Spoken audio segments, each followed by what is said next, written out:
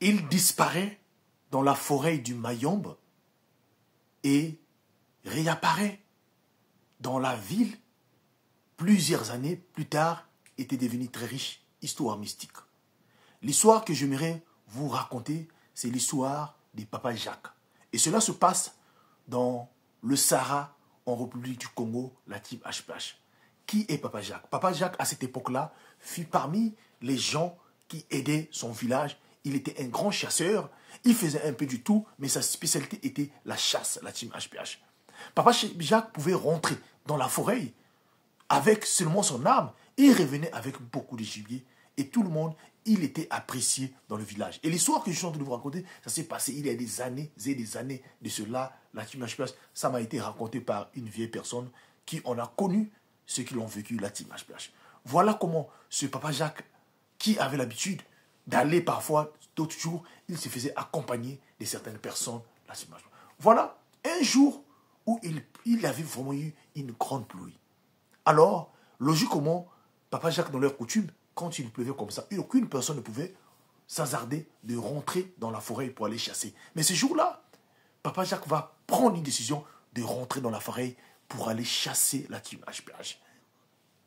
Quand il est parti, il a quitté de chez lui à 6 h du matin. Aucune personne n'avait voulu l'accompagner, la team HPH. Lui qui était un homme courageux, vaillant, il est rentré dans la forêt. Mais malheureusement, c'était le dernier jour où on avait entendu parler du grand chasseur de ce village dans le Mayombe, la team HPH. Voilà comment les gens se sont vraiment mobilisés, les gens du village, pour rechercher Papa Jacques, peut-être en espérant trouver son cadavre.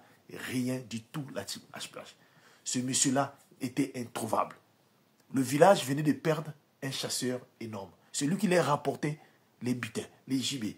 Les gens mangeaient, même le chef du village avait regretté de l'absence de ce fameux monsieur-là. Il n'avait pas eu le temps de former d'autres personnes derrière lui pour le remplacer. Il était encore en pleine forme. Mais Papa Jacques était disparu, la team HPH. C'est comme par magie. Et pourtant, on l'avait interdit de ne pas rentrer en forêt le jour où il y avait eu la pluie. Sauf que les années se sont passées.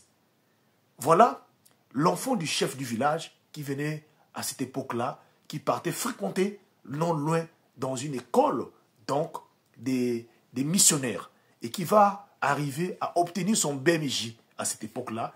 Et voilà comment lui, il va être envoyé à Brazzaville, qui va faire le parcours pour aller continuer des études à Brazzaville, la team HPH. Arrivé là-bas, lui qui était un villageois, qui sortait des fins fonds d'un village, dans une forêt, là où il y avait tous les animaux, il se retrouve en ville pour étudier. Mais sauf que, après avoir obtenu ses diplômes là-bas à Brazzaville, il décide donc de trouver un petit travail. Et quand il trouve un petit travail, c'est là où, dans un restaurant, pour travailler, le jour-là, il était en train de servir, travailler comme serveur. Alors, voilà la team HPH, une voiture, un monsieur qui vient pour venir manger. Apparemment, ce monsieur-là était bien habillé en habit moderne, mais ce monsieur-là ressemblait à monsieur Jacques. Voilà comment le fameux jeune homme qui regarde le monsieur, qui fixe le monsieur, il s'est dit, ça doit certainement être son jumeau, puisque monsieur Jacques était disparu et avait été assassiné. Voilà comment le fameux jeune homme prend quand même son courage de s'approcher et dire à ce monsieur-là, monsieur Jacques. C'est là où le monsieur regarde et dit, c'est vrai, oui, je m'appelle monsieur Jacques. Il dit, moi je vous connais. Le jeune homme dit au monsieur, je vous connais. Voilà comment la conversation s'ouvre. Et le jeune homme rappelle à monsieur Jacques qui avait certainement perdu sa connaissance de son passé. Ce qui était de son passé. C'est là où monsieur Jacques aussi explique, dit, en tout cas je ne me souviens pas de mon passé, si tu le connais, peux-tu m'orienter.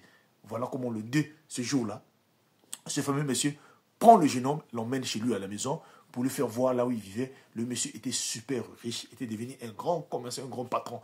Et suite à cela, les deux ont décidé donc d'acheter des choses, des grandes choses, vraiment des biens et des biens, des vivres à manger à Brazzaville pour destination le village là-bas. Et quand ils sont arrivés, tous les villages étaient surpris de voir un monsieur en tenue moderne venir avec leurs enfants du village. Mais ce monsieur avait le visage du fameux chasseur Jacques. Et c'est là où tous les villages et les chefs du village étaient alors dépassés de voir cela. Ça fait des années. Il a ramené des vivres à manger. Il fallait comprendre comment il s'est retrouvé dans l'autre village. C'est là où le chef du village et certains membres, donc des autorités du village, décident donc de faire un tour dans la forêt et afin que ce dernier puisse se souvenir de son passage le jour qu'il avait disparu. C'est là où ils ont su que ce sont les génies qui avaient enlevé M. Jacques dans la forêt et il s'est retrouvé dans une autre ville et ce jour-là, lui-même il n'avait pas compris la team HPH. Le monde est caché, le monde a ses mystères. Et grâce à ce mystère-là, M. Jacques est resté de temps en temps de venir dans le village pour aider des jeunes, aider les gens du village et leur apporter son soutien, la team HPH.